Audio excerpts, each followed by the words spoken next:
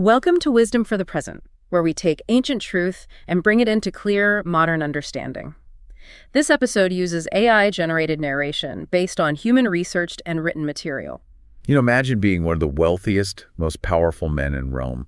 I mean, literally an advisor to the emperor. Right, like the absolute pinnacle of society. Exactly. A guy with unimaginable estates, endless influence, and yet he's spending his evenings writing these desperate, urgent letters about how to escape the very life he's built. That is just such a wild paradox. It is, right. That is the paradox of Seneca. We're looking at a man standing at the absolute peak of human ambition, and he's telling his friend Lucilius that the entire structure is a trap and, detailing exactly how to dismantle it before it crushes him. Okay, let's unpack this, because that paradox is what makes chapters 22 through 43 of their correspondence so incredibly vital for us to examine in this deep dive. Yeah, it really is a roadmap.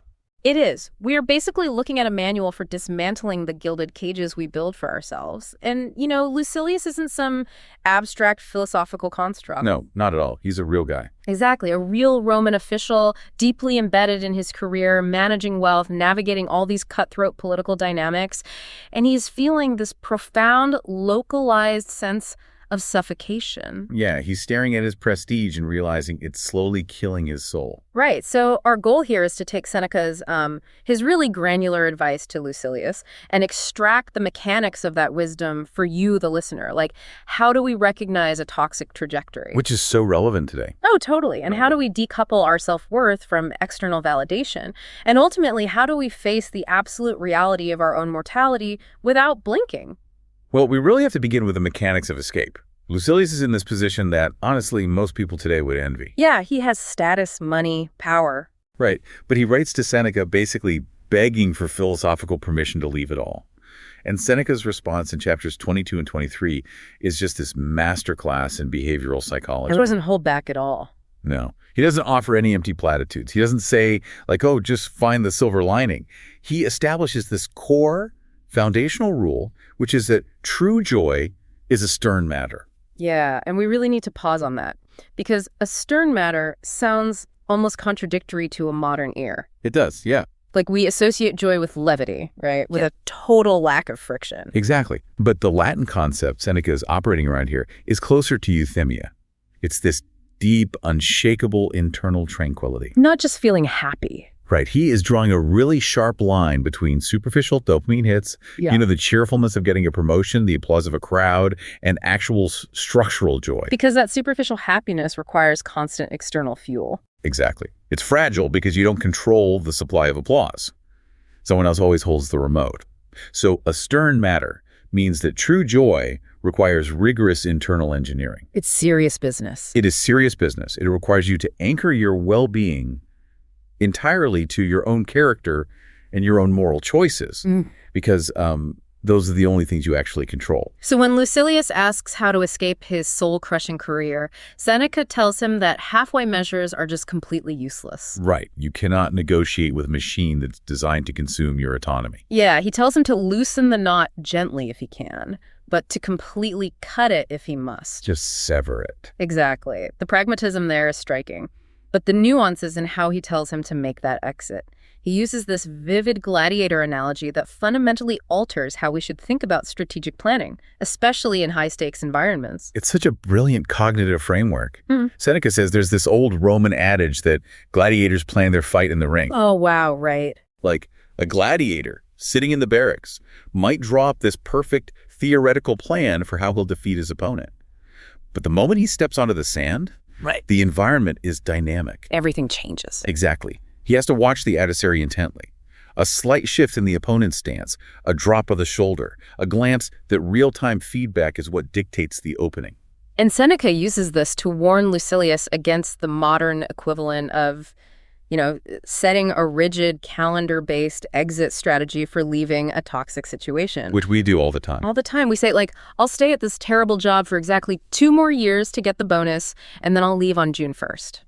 We try to schedule our psychological salvation. And by doing that, we blind ourselves to the present reality. Seneca argues that you cannot read a generalized rule book for your own life. You have to be in the ring, deeply observant. Watching for the opening. Right. If the environment shifts, if an opening presents itself today, you have to be ready to act immediately. Conversely, if you force an exit blindly based on a calendar, you might expose yourself to unnecessary destruction. It requires a state of continuous situational awareness, like what modern military strategists call the OD loop. Observe, orient, decide, act. Yes, exactly. You must maintain intense psychological presence to recognize the exact right moment to sever those ties. But the reason we struggle to find that opening isn't usually a lack of situational awareness. Often it's a lack of honesty about what we actually want. Oof, yeah, that is so true. And this brings up one of the most piercing observations in the entire text. Seneca tells Lucilius, men complain about their ambitions as they complain about their mistresses. That observation just cuts right through thousands of years of human self-deception. It really does. It's so brutal. It is. Seneca is dissecting the psychology of intermittent reinforcement here.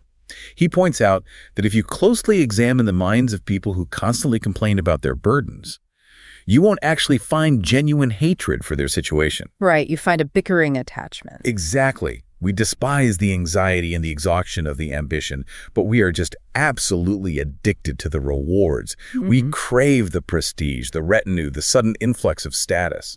We linger of our own free will and circumstances we loudly declare to be unbearable. Yes, we do. It is the perfect diagnosis of the modern burnout culture. I mean, we sit in high-end coffee shops complaining about how toxic our corporate infrastructure is. That's right. Complaining how we have zero work-life balance and how we're slowly dying at our desks. Yet the moment the company offers, like, equity or a shiny new LinkedIn title... We sign in for another 5 years. Exactly. We are participating in what Seneca calls holding fast to our own slavery. We are actively choosing the golden handcuffs because the dopamine hit of the reward totally overrides the chronic pain of the lifestyle. That's spot on. The mechanism at play there is a deep-seated fear of losing the external validation we've mistakenly equated with our identity. We think we are our job titles. Right. Seneca notes that there are a few men whom slavery holds fast. Those genuinely trapped by circumstance or poverty. But there are infinitely more who hold fast to slavery. We actively curate the bars of our own cages. Exactly. But I do want to challenge Seneca's positioning here a bit, though. Okay, let's hear it. Well, we are talking about one of the richest men in the Roman Empire. Very true. When a billionaire tells you, hey, don't worry about ambition, just quit your job and focus on your inner peace, it triggers a very natural skepticism, doesn't it? Oh, for sure. It sounds identical to the modern ecosystem of hyper-wealthy influencers telling people to just quit their 9-to-5s and live off the grid. It kind of ignores the fact that most people are operating under the very real constraints of mortgages, healthcare, feeding their families. Is Seneca's advice simply a luxury of the elite? That is the essential critical lens we really have to apply to Stoicism. We must separate Seneca's socioeconomic privilege from the underlying cognitive mechanisms he's describing. Okay, how do we separate them? Well, Seneca isn't actually advocating for reckless, impulsive abandonment of duty. That would violate the Stoic principle of acting with reason and social responsibility. Right, they were big on duty. Exactly. He is specifically addressing the excess of ambition, the point where your survival needs have been met, but the ego continues to demand more at the cost of the soul. He explicitly tells Lucilius not to hamper himself further, to stop struggling onward to something further.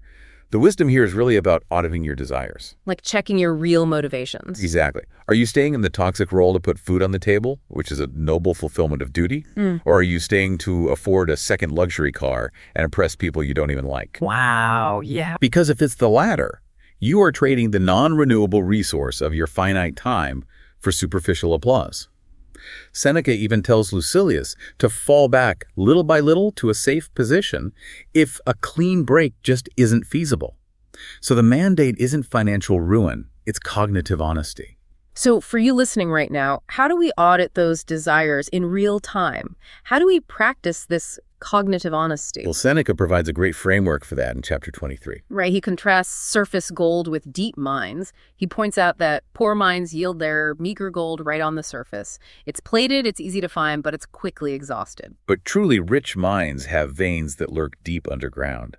They require immense labor to excavate, but the yield is profound and lasting. We can call this the mine assessment. It's a really practical analytical tool for evaluating the source of your satisfaction. It's so useful. You literally have to look at the activities filling your day and ask, is the joy I'm extracting here merely plated? Because plated joy is entirely contingent on the external environment. If your happiness relies on your boss praising your presentation or, the algorithm rewarding your post, that is surface gold. And the moment the crowd turns or the market shifts, that joy just evaporates. Instantly. Because it lacked a real structural basis. Deep mind joy, however, is generated autonomously. It's self-sustaining. Right. It is the satisfaction of knowing you acted with integrity, that you exercised courage, or that you treated someone with justice, completely regardless of whether anyone witnessed it. Real joy is excavated from the bedrock of a good conscience. Let's follow that thread for a second. Suppose someone does the mind assessment. They realize their life is entirely plated gold. Okay, a terrifying realization. Very. And they make the terrifying decision to cut the knot, step away from the toxic ambition, and prioritize their internal character. What exactly happens next? That's the hard part. Because society does not reward that choice, right? When you step out of the arena of external ambition, you are often met with confusion or derision from your peers. People think you're crazy. Exactly. So if we strip away the titles and the prestige, what is the core value we are actually trying to protect here? In chapters 41 and 42, Seneca addresses this exact vulnerability. When you remove the external scaffolding of a person's life, you are left with their fundamental nature. Just the core self. Yes. Seneca argues that a person's true value can only be measured by what cannot be given to them or snatched away by fortune. He uses a philosophical axiom here. Man is a reasoning animal. Therefore, our highest good, the ultimate metric of a successful human life, is a soul brought to perfection through reason. Precisely. Because think about it, a bank account can be seized by the state. A reputation can be destroyed by a rumor. But the capacity to reason, to respond to adversity with character that is entirely sovereign territory. To illustrate how we pervert this natural value, Seneca uses one of the most haunting metaphors in the entire correspondence. The gilded lion. Yes, the wild lion versus the gilded lion. It is a devastating critique of civilized society. It really paints a picture. Seneca asks Lucilius to imagine a lion forced into the Roman arena. To make it a spectacle, its handlers have decorated it. It has this gilded, gold-leafed mane. But this lion is languid. It's exhausted, beaten down, forced by weariness to endure these heavy, unnatural decorations just to entertain the mob. Seneca says this is a tragic, pathetic sight. Now contrast that with a wild lion in its natural habitat, unbroken in spirit, fierce, reacting purely on its instincts, unburdened by the weight of someone else's gold. The wild lion is magnificent precisely because it is untamed. The psychological parallel to modern life here is almost uncomfortable to acknowledge. I mean, we see the gilded lion every single day in the form of the hyper-curated internet influencer or the high-powered corporate executive. Oh, everywhere. From the outside, the mane is pure gold. They have the bespoke suits, the aesthetic lifestyle, the massive platform. But if you look closely, they're entirely domesticated. Their every move is calibrated to appease the algorithm or the shareholders. Exactly. They're performing exhausting tricks in the arena of public opinion, completely alienated from their authentic, wild nature. And the tragedy is, we celebrate the domestication because we are blinded by the gold. Seneca points out the absolute absurdity of this. He asks, what is more foolish than to praise in a man the qualities which come from without? Right, like we wouldn't judge the speed of a horse by the jewels on its bridle. Exactly. A golden bit does not make a better horse. It just makes a heavier burden. Yet, human beings willingly put golden bits in their own mouths and then spend their lives wondering why they feel like beasts of burden. We mistake the heavy decorations of success for actual freedom. It's an illusion. And this illusion of transaction is further explored with the huckster analogy in chapter 42. We think we are outsmarting the system, but we are actually being swindled. Seneca tells Lucilius to imagine life as a marketplace run by a huckster, like a merchant selling wares. We walk through this marketplace eyeing things like political influence, luxury goods, and societal status. And we operate under a profound cognitive error here. We think we are getting these things for free, or that we are merely trading cash for them. We completely fail to recognize the hidden costs. Seneca says we regard as free gifts the things for which we spend our very selves. We think we are buying the promotion with overtime hours, but the actual currency changing hands is our neurological health. It's our relationships, our cognitive freedom. Yes, we are quite literally spending the irretrievable hours of our lifespan to purchase heavy, gilded decorations. This is a universal human blind spot. It really is.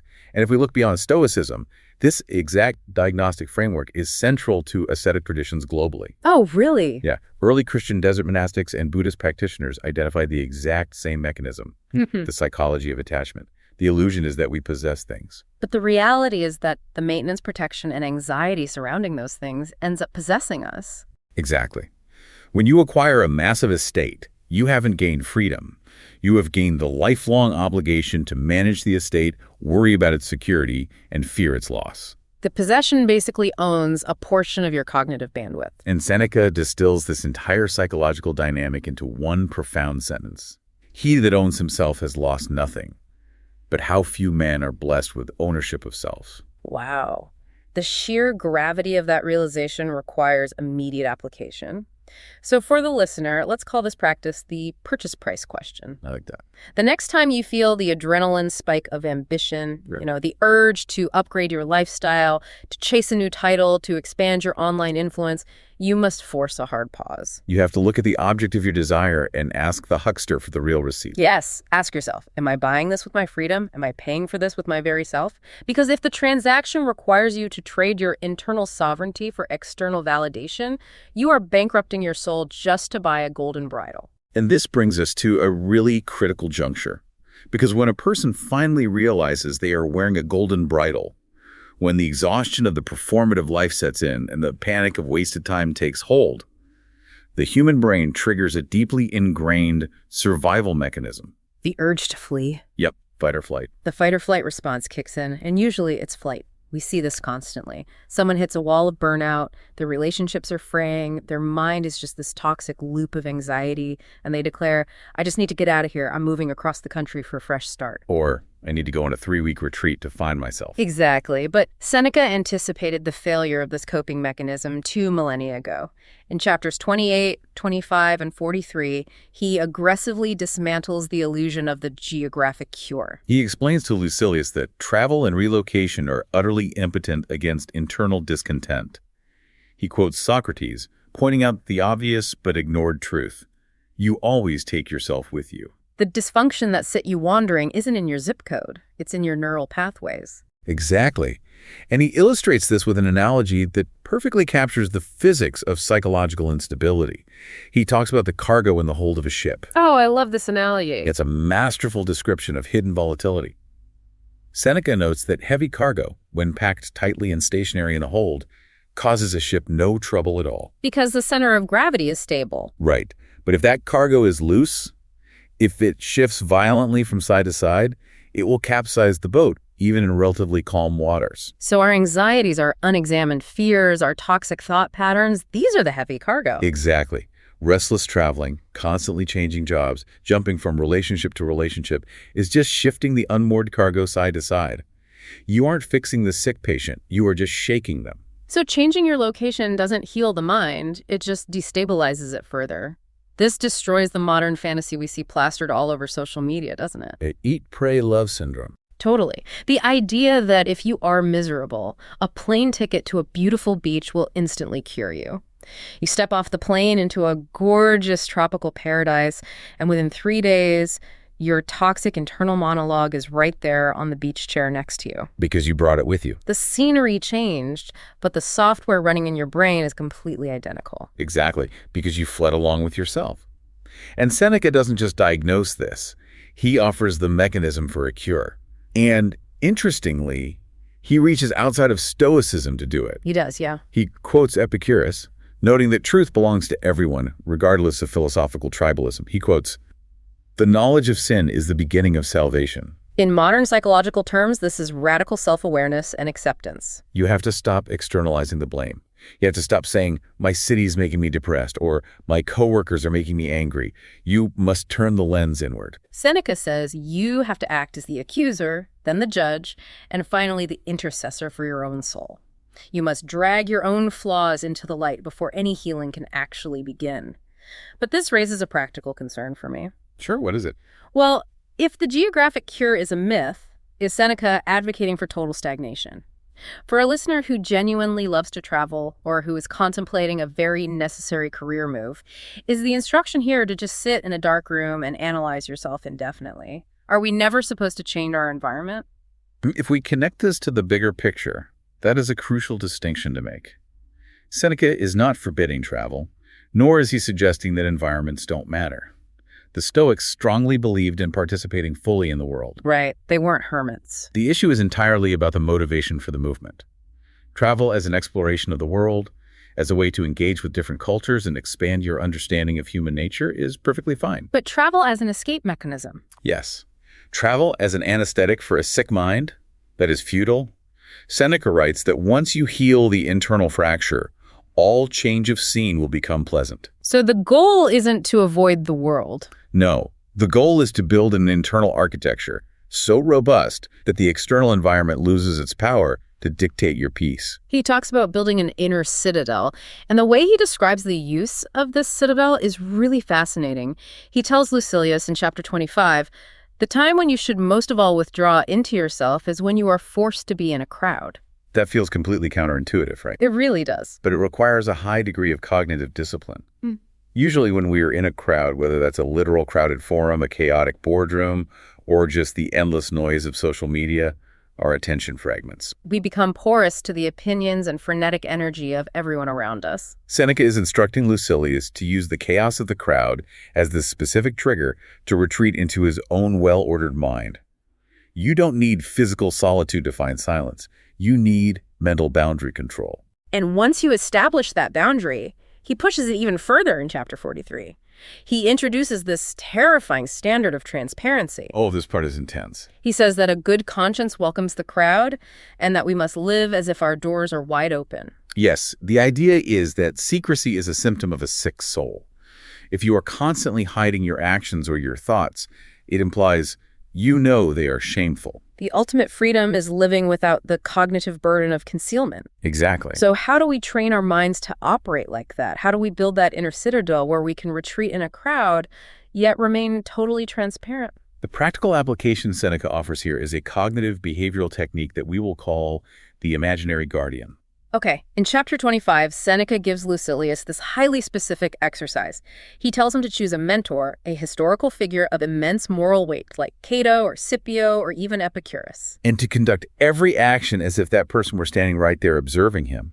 You intentionally manufacture an audience of one whose judgment you respect above all others. The neuroscience behind this is actually incredible. When we are alone, our prefrontal cortex, the part of the brain responsible for impulse control and long-term planning, often just relaxes. We give in to base impulses. Exactly. But by vividly visualizing a respected observer, we essentially hack our own brain. We force the prefrontal cortex back online by simulating social accountability. It's brilliant. So the practice for you, the listener, is this. Select your own imaginary guardian. It doesn't have to be a Roman philosopher. It could be a grandparent whose integrity you revered, a historical leader you admire, or a mentor who changed your life. Someone whose respect you desperately want to keep. Yes. When you are alone, about to make a decision, whether it's the impulse to doom scroll for 2 hours, the urge to send a vindictive email, or the choice to skip a commitment, filter that action through their hypothetical gaze. Would you execute that behavior if they were sitting in the chair across from you? Seneca notes that solitude prompts us to all kinds of evil because the external guardrails are gone.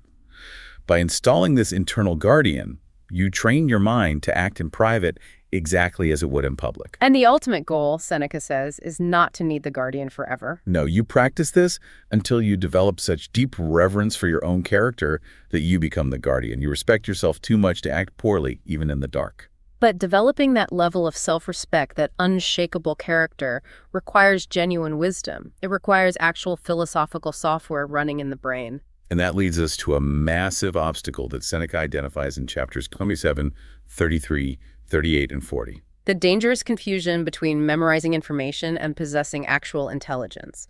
We are transitioning from the mechanics of escape to the mechanics of learning. This is perhaps his most scathing critique of his own society, and honestly, it applies perfectly to ours. Seneca warns Lucilius that book knowledge is not real knowing. Being able to recite the maxims of dead philosophers doesn't mean you have integrated their wisdom into your neural pathways. Exactly. And to hammer this point home, he tells this deeply entertaining, almost tragic comic story about a man named Calvisius Sabinus. Oh, this story is just unbelievable. Calvisius Sabinus was a Roman aristocrat with bottomless wealth and a completely hollow mind. Yes, Sabinus had an abysmal memory. He couldn't recall the names of basic mythological figures like Ulysses or Achilles. But he lived in a Roman elite culture that highly prized intellectualism, right? Like literary knowledge and philosophical debate at dinner parties. Right, Sabinus was desperate for the prestige of intelligence, but entirely unwilling to do the agonizingly slow work of actually learning. So he leveraged his wealth to create a shortcut. He purchased a group of slaves at exorbitant prices and subjected them to intensive memorization training. One slave was assigned to memorize the entirety of Homer, another Hesiod, and others various lyric poets. He essentially built a human search engine. Precisely. During his lavish banquets, Sabinus would keep these slaves positioned at the foot of his dining couch. Whenever a conversation required a literary reference or a clever quote, he would literally snap his fingers, the slave would whisper the quote to him, and Sabinus would repeat it to his guests. The absolute delusion of this man was exposed when a guest mocked him, pointing out that for the fortune he spent on these slaves, he could have bought an entire library of bookcases. But Sabinus genuinely believed that because his slaves possessed the knowledge, he possessed the knowledge. When I read that, the parallel to modern digital life hit me like a freight train. Sabinus is us. We are Sabinus, yep. And our smartphones are the slaves at the foot of the couch. We walk around with access to the entirety of human knowledge in our pockets, and because we can Google a fact in 3 seconds, we suffer from the delusion that we are actually intelligent. Psychologists call this the Google effect, or digital amnesia. Studies show that when the human brain knows it has external access to information, it doesn't bother to encode the information itself. It only remembers where to find it. We are outsourcing our cognitive capacity to silicon memory banks, just as Sabinus outsourced his to human memory banks. We see this manifesting aggressively in modern guru culture on social media. Oh, for sure. You have feeds endlessly churning out profound quotes from Marcus Aurelius, Epictetus, and Seneca. People retweet a quote about enduring hardship and feel a dopamine hit of philosophical accomplishment, completely mistaking the act of sharing the quote with the act of actually living the philosophy. It's performative wisdom. And Seneca finds this performative wisdom repugnant. In chapter 33, he challenges Lucilius directly regarding the habit of just quoting earlier Stoic masters like Zeno or Cleanthes. He asks a piercing question. How long shall you march under another man's orders? He tells Lucilius to take command. Utter some word which posterity will remember. Put forth something from your own stock. The distinction he draws is between remembering and knowing. Remembering is merely safeguarding a piece of data entrusted to your memory. Knowing, however, means metabolizing that data, synthesizing it with your own experience, and making it your own. If you only ever repeat what others have said, you remain a perpetual miner in the realm of intellect. And Seneca also critiques the specific delivery of this superficial knowledge, which brings us to the philosopher Serapio in chapter 40. Right, Serapio. He was known for speaking at breakneck speeds, delivering this torrential flood of words that would just overwhelm his audience. Serapio represents the ancient version of the rapid-fire, fast-talking modern pundit. Exactly.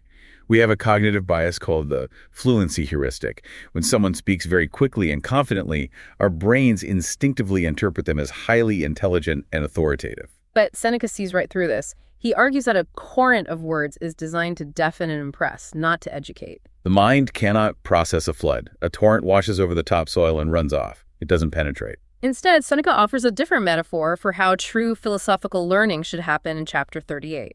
He says words should be like seeds. This is a beautiful explanation of cognitive consolidation.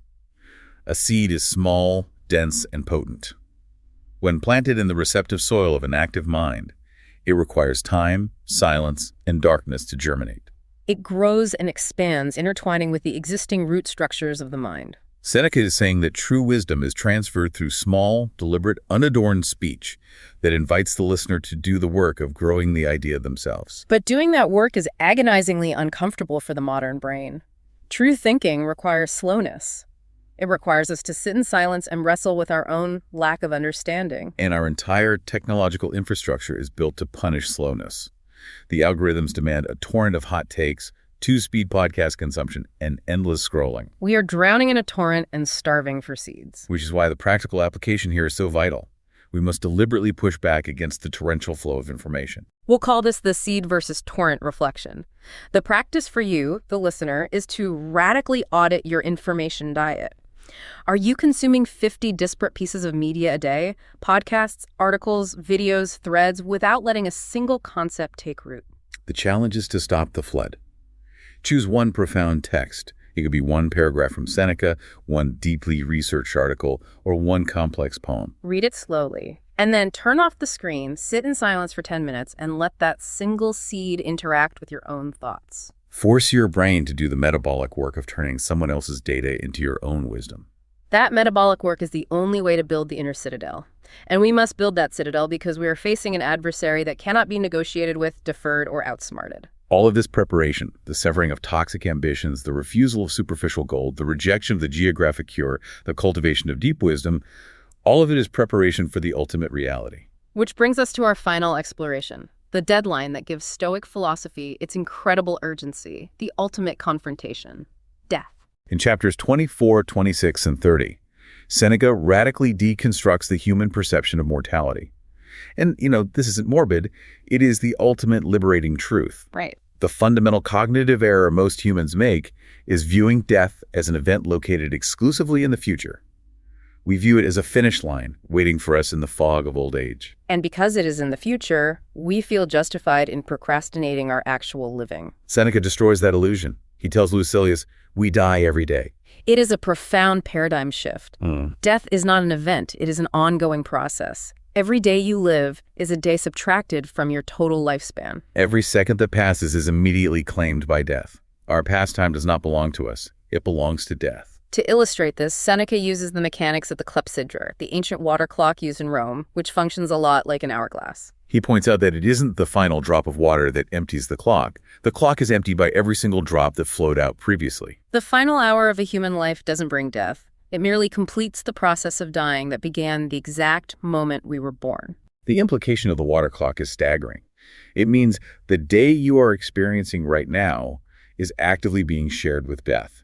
You are dying as you listen to this sentence. When you internalize that, the absurdity of spending your finite drops of water on a toxic job or on the pursuit of gilded main decorations becomes completely intolerable. What's fascinating here is how Seneca shows what this realization looks like in practice. He introduces us to a man named Aufidius Bassus in chapter 30. Bassus is an older Roman noble. His health is completely shattered, his body is failing, and death is imminent. Yet Seneca describes Bassus's mind as totally vibrant and joyful. Bassus is the embodiment of Stoic triumph. Seneca writes that Bassus was essentially attending his own funeral while still alive. He was looking at his failing body with this wise, detached resignation. He didn't view death as a terrifying evil or a cruel punishment. He recognized it as an immutable law of nature.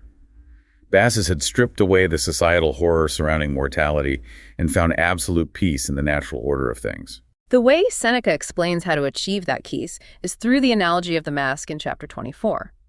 He compares human beings to small children. When a child sees someone they love, but that person is wearing a grotesque, terrifying mask, the child screams in panic. The fear is real, but it is based on an illusion. The moment you pull the mask off, the child sees the familiar face and the terror vanishes. Seneca says that society has put terrifying masks on natural human experiences like poverty, pain, and death. The pomp of a funeral, the weeping, the black garments, these are all part of the mask society puts on death. Death itself is just the cessation of consciousness, a return to the state we were in before we were born. By stripping the mask away, we realize the monster is just a shadow. Death is the final, incorruptible judge that strips away all our performative roles, our actors rouge, as Seneca calls it, and reveals whether our philosophy was real or just rehearsed lines. But Seneca's method for stripping away these masks requires a technique that sounds incredibly harsh. It does sound brutal at first. In chapter 24, he tells Lucilius that to find peace of mind, he must deliberately assume the absolute worst will happen. He says, assume you'll lose your wealth, assume you will be exiled, assume you'll be imprisoned. Right, the premeditation of evils. If I apply this today, if I go through my life constantly visualizing getting fired, getting diagnosed with a terminal illness, or losing my home, wouldn't I just induce a state of chronic paralyzing depression. How is visualizing catastrophe supposed to generate tranquility? That sounds paradoxical, but this is one of the most potent psychological tools the Stoics developed, known as premeditatio malorum, the premeditation of evils. And modern clinical psychology uses the exact same mechanism in exposure therapy. Really? How so? We have to understand the neurological root of anxiety. Anxiety is rarely about the event itself. The brain's alarm system is triggered by the uncertainty of the event. We torture ourselves with endless, unformed what-ifs hanging in a state of suspense. Seneca is telling Lucilius to stop hanging in suspense. Take the amorphous fear out of the shadows and drag it into the harsh light of reason. Measure the monster. Precisely. If you are terrified of losing your job, don't just worry about it vaguely. Visualize the exact scenario. You get fired. What happens next? You tighten your budget, you tap into savings, you rewrite your resume, you call your network. You realize you will still have your family, your ability to reason, and your internal character. By mentally walking through the absolute worst-case scenario, you strip away the uncertainty. You realize that while the event may be highly unpleasant, it is ultimately survivable. You discover your own resilience. Seneca uses extreme physical examples of this resilience. He talks about Mucius Scaevola, a Roman hero who supposedly thrust his own hand into a fire to prove his resolve to an enemy king. And here we must use crucial discernment. The ancient Roman world was a physically brutal place. The stakes Seneca references being burned, drinking poison, fighting gladiators were literal possibilities for a man in the political arena. The modern listener is not likely to be ordered by an emperor to slit their own wrists. No, our crucibles are different. The modern tortures are more likely to be a diagnosis of chronic illness, sudden financial ruin, or public humiliation and social cancellation. The physical context has evolved, but the psychological endurance required to maintain your sovereignty in the face of those modern terrors remains exactly the same. The fire is different, but the hand is still yours. Which gives us our final, profound, practical application. The death of the day practice. This isn't an exercise in morbidity, it is an exercise in prioritization. When you wake up, view the day ahead not as an infinite expanse, but as a finite measurement of water in the clock. View the hours you are currently living as a portion of your life that is actively, irreversibly being given to death. Let that reality dictate how you spend the next 60 minutes.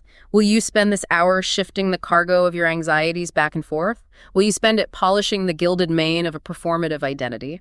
Or will you spend it planting seeds, building your inner citadel, and acting with the wild, authentic integrity of a soul that owns itself? Recognizing the urgency of now is the mechanism that converts philosophical theory into a life actually lived. And that reality leaves us with a final, provocative thought to carry forward.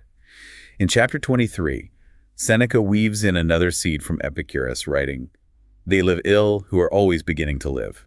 If we are constantly treating the present moment as a waiting room for the future, waiting for the promotion to feel successful, waiting for the vacation to feel relaxed, waiting for retirement to finally be happy, we are entirely missing the only temporal space where life actually occurs. What would happen if you decided today that your current circumstances are not a rough draft or a preparation for some mythical future? What if there's no future arrival point, and this exact moment, with all its flaws and friction, is the finished product of your existence? That's the heart of this section. This is wisdom for the present, where understanding leads to clarity, and clarity shapes how we see and live. We'll see you in the next episode.